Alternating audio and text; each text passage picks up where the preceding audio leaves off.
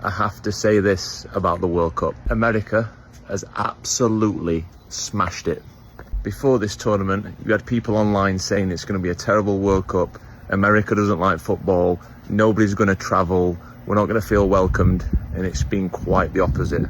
The media portrays Americans as rude, lazy, all the above. And it's further from the truth. The amount of hospitality and kindness and care and pride Americans hold is truly like no other country I've been to. There's one thing they never tell you about the US in the media, in the news, in the places where all the information you hear is how dangerous and divided the US is. Listen, this is the United States of America. We are in Florida, Miami, and look how beautiful this place is. The weather, the palm trees, the skyscrapers, this place has everything. It's clean, it's safe, the people are friendly, and frankly, it's one of the best places in the world to build something, and that's why I came to Miami. Listen. Hell yeah, I'm proud to be an American because we, the people of the United States, in order to form a more perfect union, establish justice, ensure domestic tranquility, provide for the common defense, promote the general welfare, and secure the blessings of liberty to ourselves and our posterity, do ordain and establish this Constitution for the United States of America. Let's go. A group of Europeans boarded a plane with their phones full of memes mocking the country they were about to land in. 2 weeks later, half of them were Googling how to move to America. That's not a joke. That's happening right now, in real time, on camera. For over a decade, if you asked most Europeans what they thought of the US, you'd get the same 3 words back. Declining. Dangerous. Embarrassing. A country to pity from a safe distance. Not one to actually visit. Then the world's biggest sporting event landed on American soil this summer, and something nobody saw coming started happening. Not videos of chaos, not videos of collapse, videos of European tourists standing frozen in the middle of American cities, speechless. Some laughing, some fighting back tears, all of them saying some version of the exact same sentence. We got it wrong. This is the story of how an entire generation's opinion flipped in 6 weeks flat, and why the people who mocked this country the loudest are now the ones quietly packing their bags. For over a decade, the narrative out of European newsrooms was relentless. America wasn't a country anymore. It was a cautionary tale, a collapsing empire, a gun-soaked junk food wasteland running on debt and delusion. Algorithm-driven headlines did the rest. Outrage travels faster than nuance, and nuance doesn't get clicks. So, when thousands of Europeans packed their bags for the World Cup, most weren't going as tourists. They were going as skeptics bracing for chaos. Honestly, I thought I was walking into a war zone with a Wi-Fi signal, one traveller from Manchester admitted before the trip. Another from Lyon laughed nervously. My mum told me to bring a first aid kit. I'm only half joking. They landed with their guard up. They did not expect to have to lower it. If the old belief was that Americans are loud and shallow, the new reality is a warmth that catches you completely off guard, and that gap will humble you fast. It started with small things. A stranger in Atlanta walking 3 blocks out of his way just to get a lost tourist to her hotel. A diner in Ohio quietly comping breakfast for a group of German fans because you looked like you'd had a rough travel day. Would you rather a polite, distant, "You're welcome," or a stranger insisting you take their umbrella because it might rain later? That's the question hundreds of comment sections are now arguing over. Next up, the sheer size of the place, because big doesn't begin to cover it. Stand in a stadium parking lot outside Dallas and the crumbling America headlines don't just weaken, they disappear completely. 12-lane highways, hotel rooms with more square footage than some European flats, a parking lot bigger than a European town centre. I stood in the parking lot for 10 minutes just looking at it, said one fan from Munich. In Germany, this would be the stadium. For visitors used to narrow streets and centuries-old city planning, the physical scale isn't just impressive, it's disorienting in the best way. Wide open highways or centuries-old cobblestone streets. Which one actually feels like freedom to you? Drop your vote below, because this comment section is about to get loud. And scale, it turns out, was just the warm-up. Wait until they saw the food. And I'm going to prove to you that American food ain't nothing but rubbish. Oh, bloody hell. Why?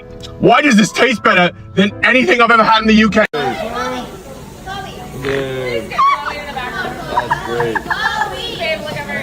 I don't know what they're putting in it for it to give you that much energy.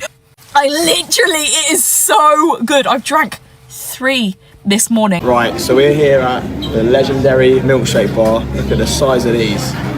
Take my glass back and put another beer in it. Boston Lager, please. I'm okay for now. And you're telling me this is the best sauce I'm ever going to try in my life?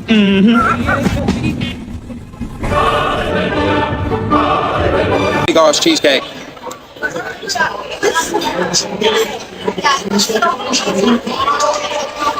Incredible. Oh, this is hard to make. Incredible. Holy crunch.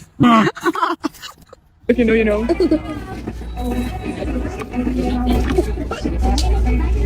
Yo.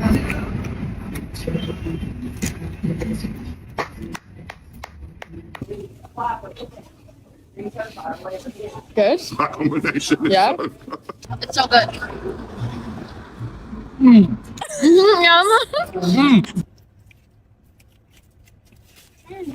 Is it good? Oh no, is it that? I think we ordered a little bit too much. I think we overordered, y'all. This is massive.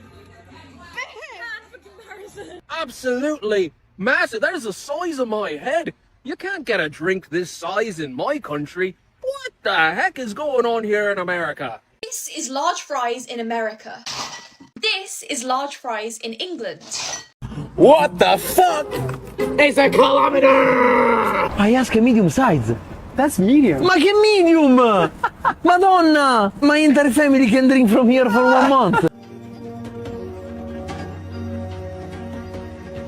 Look at the size of that fucker. And I literally thought they gave me the wrong order. That is 1 large fries. Thoughts? That's just outrageous. Your food. This is your American plate. Oh my god. Oh my god, bro. Oh, hell no, man. What the fuck, man? Just a little bag of popcorn for you. It's as long as an adult's arm. The size of an adult's arm. Oh my goodness, wow. Thank you. Is this a normal size? Yes. It is? I like America.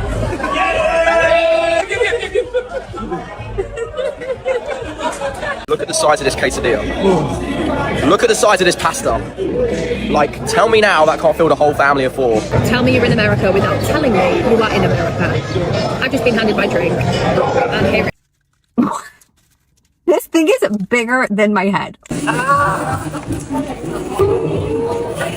This is crazy. Trying everything at the World Cup SoFi edition. A burger, $10. Not bad. It's actually a great burger. 8 out of 10. Oh my gosh. So that's a appetizer for the whole Collin County. Have a look at this. Wow, this is nice. This is good food. You know it's good when it just falls off a bone. Look at that. Wow.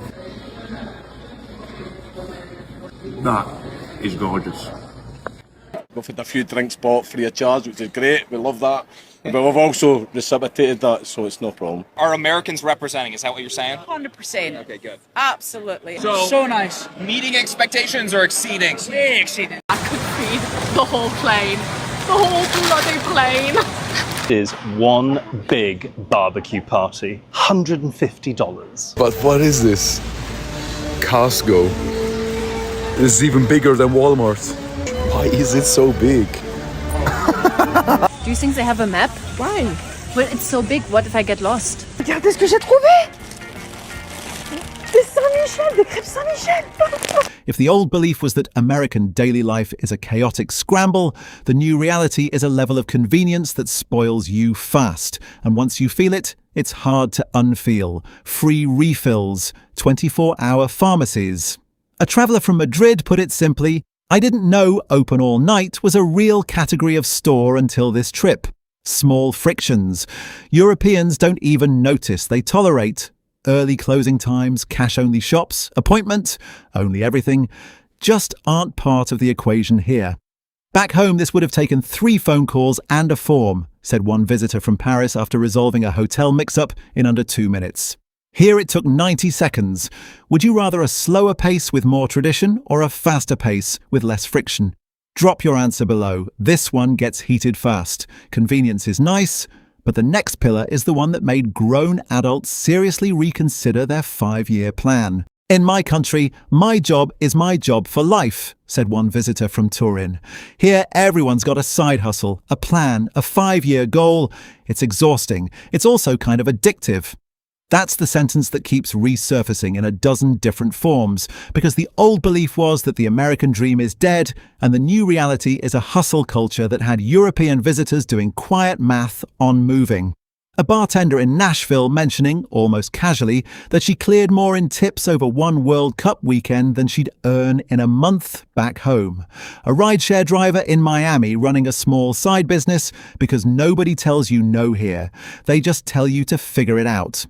Guaranteed stability or uncapped opportunity with the risk attached, which one would you actually choose? That question alone has launched 1,000 arguments in the comments.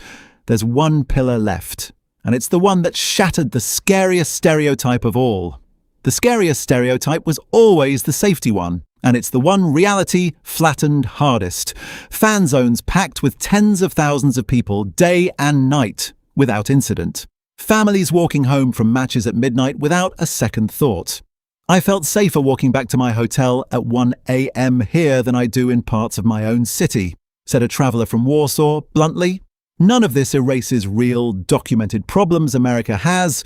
No honest video pretends otherwise. But the blanket war zone narrative most of these travellers grew up on simply didn't match what they lived through. Night after night, city after city. A headline you've never tested, or a week on the ground that contradicts it? Which one would you actually trust? So, what actually happened here? It's not that the old stories were pure fiction. Real problems exist everywhere, America included. It's that outrage travels further than nuance. And for years, the loudest, scariest headline always won the algorithm. Real tourists with real phones, posting real reactions in real time, did something newsrooms rarely do. They showed the boring, generous, oversized, sometimes inconvenient, unexpectedly warm, ordinary version of the place. If you want to hate America, watch the news. If you want to understand it, drive across it. And that's exactly what's fueling the wave of I'm Sorry America videos now flooding European social media. Travellers publicly walking back years of mockery, one honest reaction at a time. Being back in Germany after a trip to the United States, I can truly say the US is the greatest country on planet Earth. You've heard it a lot, and they've been hated for it. And whatever European media you check, even with recent events happening there, which are devastating, Europe tries to portray the US very often in a bad light.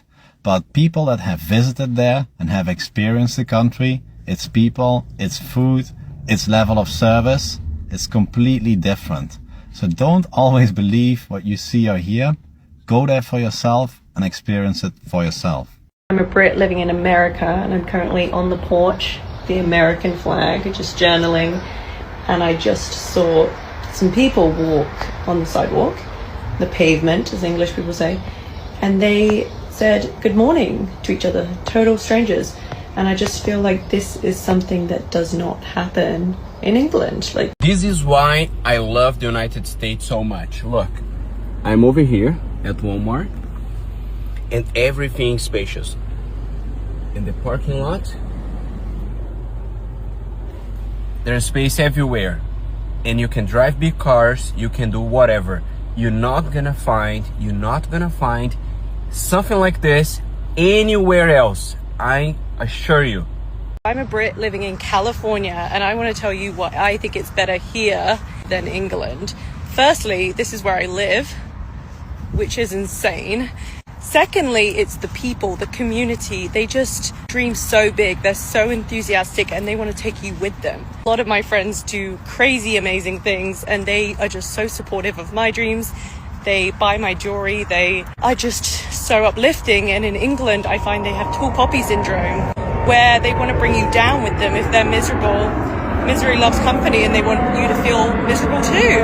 And it's probably the weather. It's probably just like the way the country is in a lot of ways. But in America, it's just such a new country, and it's just, there's so many opportunities the sky's the limit, and I just love living here, and it's changed my life even being here for 10 months now. So best decision I ever made. Americans taught me how to dip my fries in a milkshake. Now I ordered a large chocolate Frosties milkshake. Ooh, it's hot out here. I don't know. It's pretty hot in Germany. And I need the AC. There is no AC. Last hour, well, I'm in here. Yes, it's drenched in butter. Yes, it's drenched. It's so good. That's so freaking Sharon. She goes, no. That's something I really don't like about Europe. We gotta pay for the restroom. Yeah, in the United States, I never pay for the restroom. Never. All right, what a trip to the US. Am I forgetting anything in my bag here? Oh my God. My ranch. How can I forget that? Traveling around America really opened up my eyes, really allowed me to see how I could be living and how many different amazing places there are. Are Brits saying they're going to bring seasoning home back to the UK to season the food? America, you have single-handedly changed the UK. So we've just been invited to a shrimp boil. What I've just seen has blown my mind. What's going on? Look what the Faith family are doing. Look at this. Have a look. Come me. Laid it on the table. Laid it on the table. It's like a medieval banquet. What about Henry VIII? It's like an occasion banquet. It's just a lemon with potato. Look at this, man. Everyone's just eating. Got the shrimp, fried shrimp. This is Louisiana. Isn't it? Coming back to Britain after eating in America is like going from Netflix back to VHS. That American biscuits and gravy, that sausage gravy. Oh, I crave it, and we do not. This is what you'll get. Of course, I had to bring some ranch for my Italian friends. It's mostly gone because I was drinking it on the flight home. 13 pack of donuts. Why was 5 not enough? Asda do 5. These men have 13. Why they got 13 for? Is there any need? Yeah. Everything in America's bigger. Like, yes, I said aubergine. Size of my head. You guys get to eat this as a side here? Yeah. Not mushy peas? No, bro.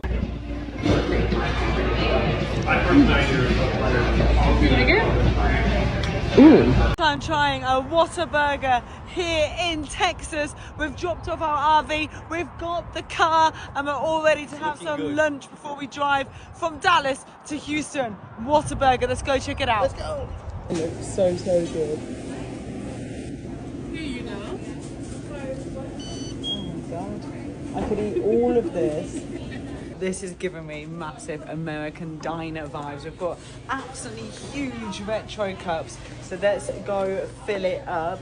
We've ordered just medium-sized meals, but this is the size of a medium-sized meal cup. So let's check out the drinks. In the States, you always can just help yourself to unlimited. Look at all of these options. Coke Zero, Fanta Strawberry, Dr. Pepper Diet, and there we go. Whoa, this looks so good. And then we've got a tray for ketchups. Oh my goodness! We have spicy and regular. Okay. My goodness, the service is so good in here. Everyone's being so nice. We have got, the girls have ordered jalapeno burgers, but just look how big they are. Are you thinking you're going to be able to eat that all? Yes. And then Zoom out, and this was never really a story about America. It's a story about how easily we let a headline write our opinion of a place we've never stood in. Space builds infrastructure. Infrastructure builds competition. Competition builds convenience and opportunity. And somewhere in all that scale, a culture of everyday generosity kept showing up when nobody was filming. Is this place perfect? No. No place is, but perfect was never really the test these travellers were applying. True was. So here's the real question this video is actually asking.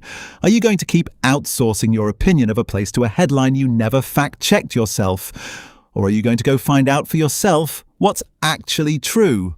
Here's an experiment, not a request. Before you scroll to the next video, pick one country you've never visited but definitely have an opinion about. Just one. Now ask yourself, and is that opinion actually yours, or did you borrow it from a 15-second clip someone else made angry on purpose? Put that country in the comments. Let's see how many of us are walking around with borrowed opinions we've never actually tested ourselves. If this one made you rethink something, that's the whole point of this channel. Stick around, there's more truth testing where this came from.